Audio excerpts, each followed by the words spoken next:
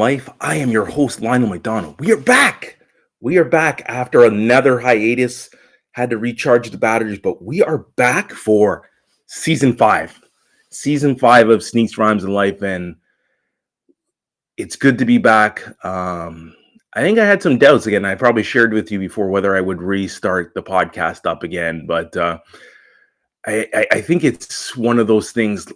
In some ways, I feel like an artist, and I think at certain times I need to be inspired, or I need to see the vision of what I want to create or the content I want to share. So in this particular case, there's a few things that have happened and been brewing, and I really want to be able to come out and share and kind of talk about some of these things. So really interested to talk to you over a series of podcasts that I will do probably in a very short time frame, but at the same time, really will now extend and tell a story of some of the cool things that are happening in the world of sneakers and hip hop, and maybe a little bit of a life. And maybe we'll touch on life.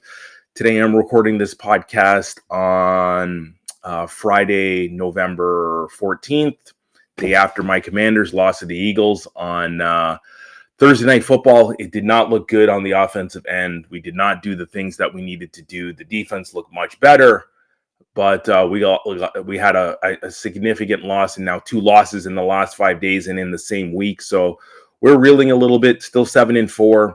An opportunity to play Dallas in 10 days and re-solidify our chances of making the playoffs. But that's been the life side. You know, the family is good. It's been busy. We're approaching the holiday season. We just had Remembrance Day, Halloween a couple of weeks ago, and that was fun to see all the kids out in the neighborhood. But yeah, what has brought the pod back to life and really gave us an opportunity to talk again and connect. There's been some great things that have happened in the sneaker world, and I definitely want to be able to share them with you. So we will start off with first and foremost, and really will be the highlight and the topic of today's conversation, is there's finally some energy back with the Jordan brand. We've had some splashes. We had, Bread 4 or Band 4 or Black Cement 4 reimagined. We've had a couple energy launches with the Amam year. There's been some great New Balance collaborations, which will be a future episode. Some good signings with Saucony. They're obviously on the hip hop side. There's been a couple albums, which we also will talk about in some future episodes. But really, it was what it has sparked and brought back the pod. Particularly, we know that Nike and particularly the Jordan brand has to win in the month of November. And they've strung together some launches in 4 consecutive weekends. And barring that there's a launch chain, they're going to launch in 4 consecutive weekends. We're kind of tagging in here just before we hit third base and head for home. But finally, some energy after, there's been some launches out there that have been duds or have not sold. And obviously the marketplace has really shifted to a running focus. So really good to now have some shoes that haven't been out for a while. Some have been retroed within the last 5 years, but to have the energy up, and we'll talk about a special shoe at the very end. So first and foremost, it was a couple weeks ago, November 2nd, and I'll show my old pair. This one has the perforations in it for all those that are watching on YouTube. And again, Sneaks, Rhymes, and Life is available on YouTube, but also it is available on Spotify, Apple, and wherever you get your podcasts. So back to the Jordan 14, launched on November 11th. This is a sleeper shoe. This is a shoe that were launched originally in 1998. This was the end of the second three-peat for Jordan. He wore the black version ultimately when they won championship number 6. So this one is a nostalgic piece because this was the model of the last shot, hence why the playoff or the last shot is it was essentially named that. But I've been a huge fan of the shoe. Actually, I tried to wear a pair at my basketball game on Thursday. I didn't wear an original pair or even one that had recently been built. I think the last one that came out was in 14, and this is the one that I have in my hand. Didn't feel quite the same. as I remember a 98 pair, but still one of my favorite shoes on court that has come out. And, you know, the initial feedback throughout the marketplace, there was some buzz. It's been 10 years since it's been out. People were definitely after this shoe. So this was a winner. And I don't know if people thought it would be a winner, whether it was the OG heads or those that have, you know, heard the nostalgia of the Jordan brand and what this one meant. But 14 was a winner. Next up, this shoe has always been hit and miss. The Jordan 9 overall, and here is my pair. When did I buy this one? I think I bought this one in 2012. And there was actually another pair that I had in the mid 2000s that I actually dyed the green parts black. But this is the Jordan 9 Olive. For those that are watching on YouTube, this one again hadn't been out on the marketplace. Originally came out in 93, 94, but really hadn't been in the marketplace for some time. So this released on November 9th and actually sold better than expected from many of the feedback that we have in the marketplace. So probably one of the most popular Jordan 9s outside the Space Jam one, and that's probably far and away number one. We did have the Columbia Blue, which didn't sell nearly as well. I was very nostalgic on it. When I looked at it in the hand, I just didn't like it as much as I thought I would after saying that was a 9 that I definitely wanted. But the olives that sold well, there's still odds and ends of pairs that are in the marketplace. There's a small uptick on the resale value, but for actually people to be out in the marketplace and wanting to buy this one is pretty significant and bodes well for just the Jordan brand that they can sell. You know, I've shown now 2 shoes above Jordan 7 that actually had some energy and had some demand. Now going back to the 14 there, people wanted it and there were limited pairs. Not every major retailer had this one. So it was definitely a shoe that people were clamoring for and wanted to get because of its scarcity. So, hey, that's 2 for 2. Next up, this is only launched once. Now, this is the model. This is the hot model that is out there. The most important one to the Jordan brand probably right now. It's probably replaced the Jordan 1 as being the hottest model that's on the marketplace. This is the Jordan 4. Specifically, I hold in the hand. This is the original Jordan 4 Fear. Now, this originally launched in 2013 was when it came out. And this now is the one that will launch on Saturday, November 16th.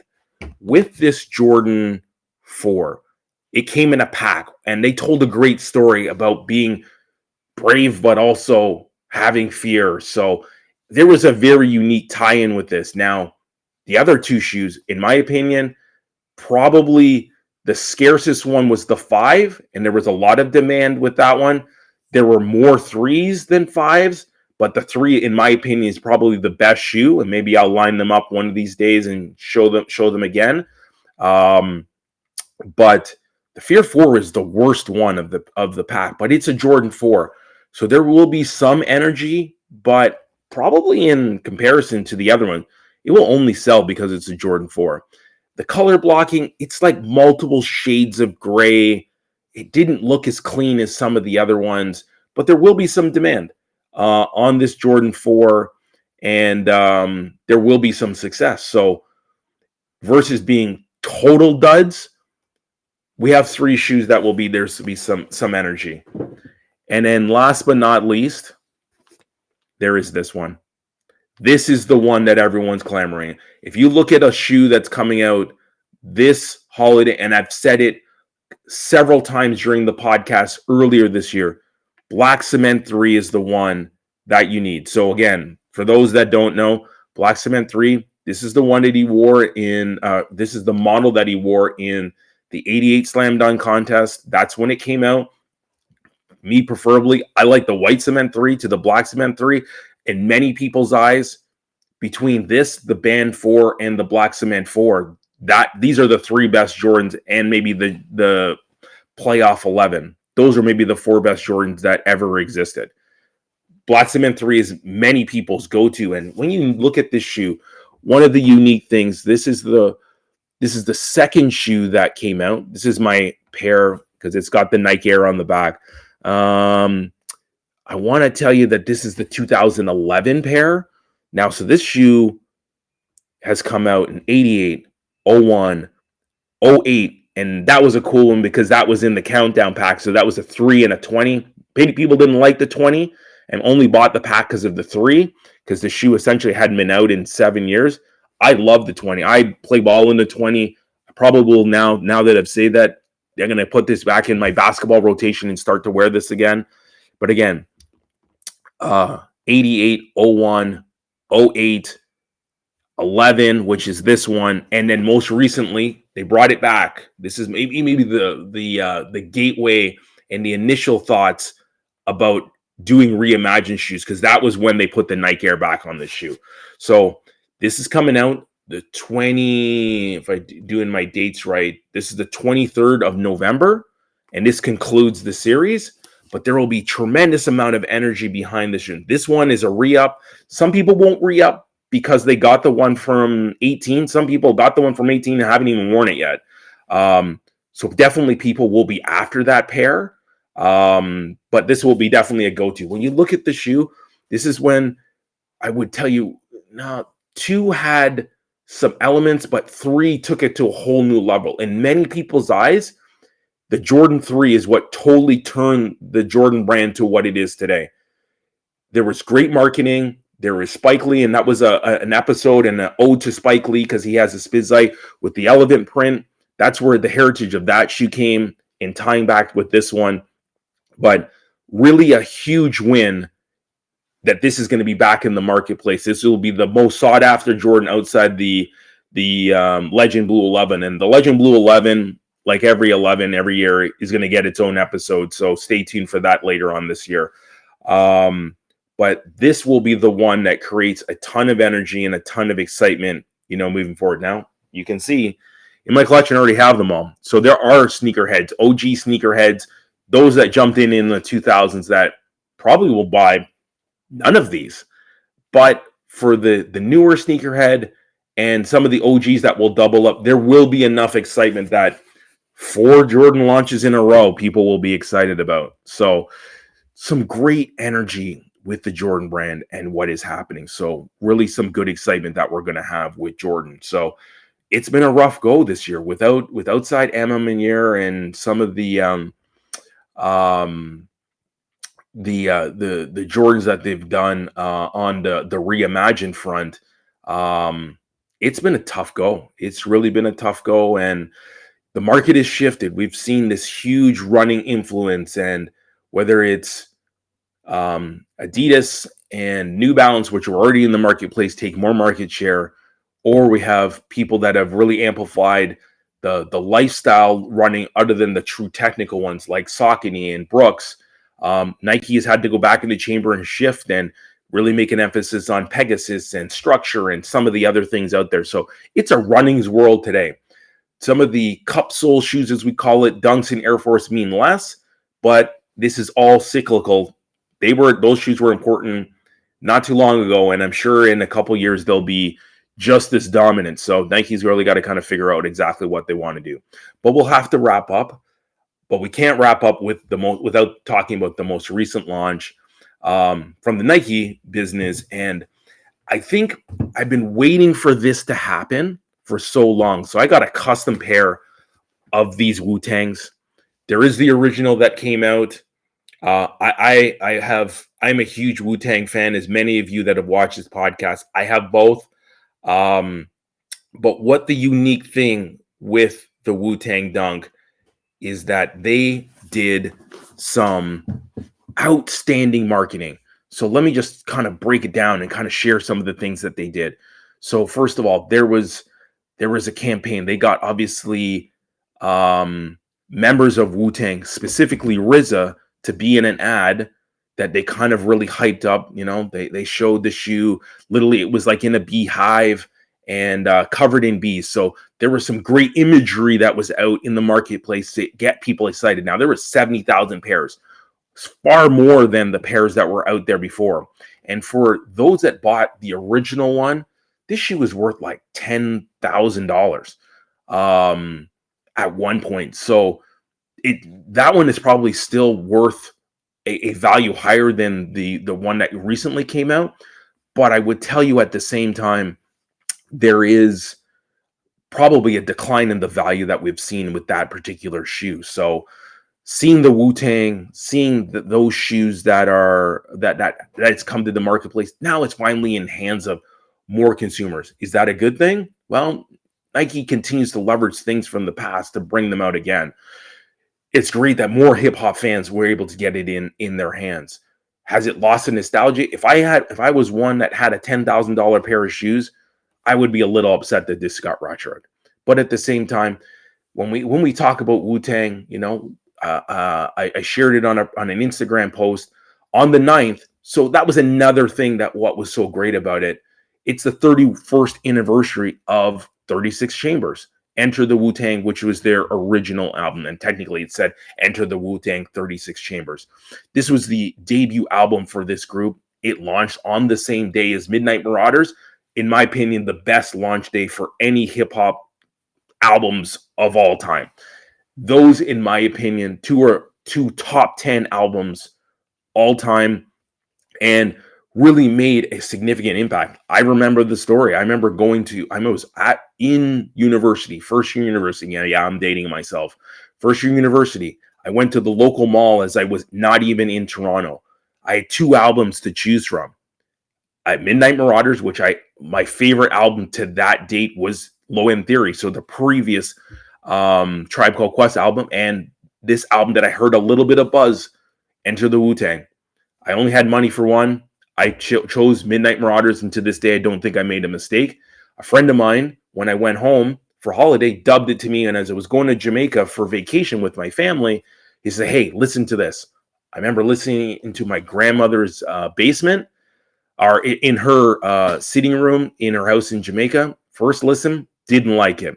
Second listen, I heard the Jizza verse on the end of Protect Your Neck. And I think I wanted to listen to the front, but I ended up catching the back, and the rest is history. Totally changed my perspective of what I thought about Wu-Tang and how I heard the album. And I started to piece so many of the voices together and so many of the verses that they had on different songs. All-time instant classic, and I've been a Wu-Tang fan since essentially 94. January of 94, before, as I was returning back from my 2-week vacation in Jamaica. So just a special time. And then what was so unique to me, Wu-Tang is so New York. They're from Staten Island. They call it Shaolin. But one of the amazing things is the Knicks have really amped up and really changed their team to add some key pieces. And it's really become the heartbeat of New York when we talk about sports, between them and the Yankees. They were on a huge run earlier this year, and basketball is better when the Knicks are better at are playing good basketball. So Jalen Brunson, Josh Hart, which is really the heartbeat of the entire team, were some of the members, along with Mikal Bridges, were in an ad for the Wu Tang Dunk. They actually go to a truck, and I'll let you see it on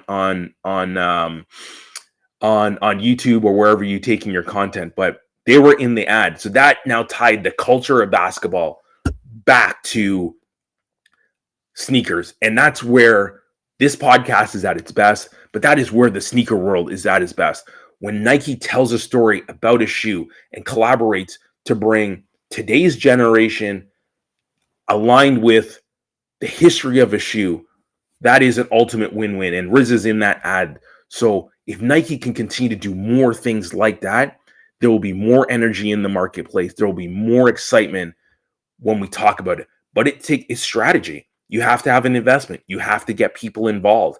And I'm sure there's pictures of OG and Karl Anthony Towns also wearing the shoes. So the Knicks starting 5 in Wu Tang Dunks.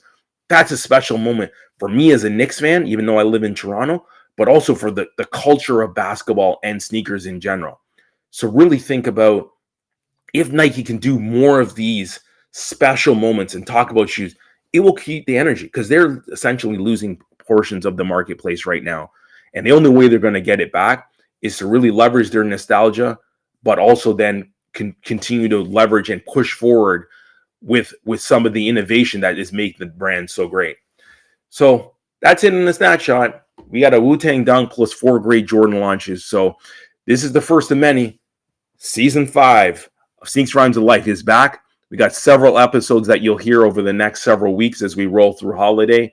But good to be back. Good to be behind the mic. Appreciate everyone listening. We out right now. Sneaks Rhymes of Life. Peace.